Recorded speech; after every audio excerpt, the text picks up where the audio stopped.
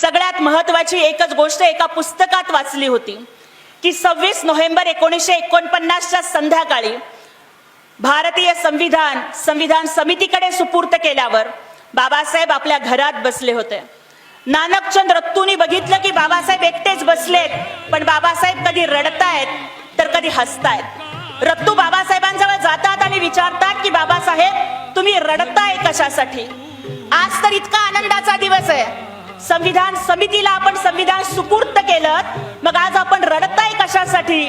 आणि जर तुम्ही दुःखी आहात तर तुम्ही मधूनच हसताय कशासाठी? त्यावेळेला बाबासाहेबांनी उत्तर दिलं की रत्तू, आज मला माझी लेकरं आठवतायत ज्यांना मी वेळेवरती औषध पाणी सुद्धा देऊ शकलो नाही. त्यामुळे माझी 4 लेकरं रमेश, इंदू, गंगाधर, राजरत्न ही अकाली गेली.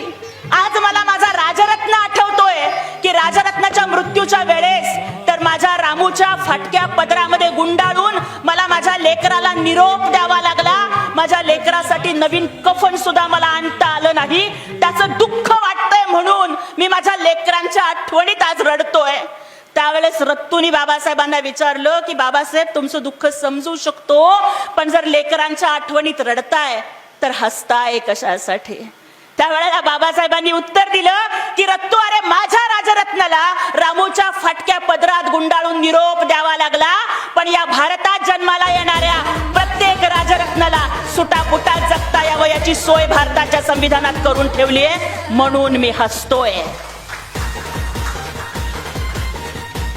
रुतबा मेरे सर को तेरे संविधान से मिला है, रुतबा मेरे सर को तेरे संविधान से मिला है, ये अधिकार भी मुझे तेरे संविधान से मिला है. औरों को जो मिला है शायद मुकद्दर से मिला है, लेकिन हमको तो ये मुकद्दर भी बाबा साहब के संविधान से मिला है.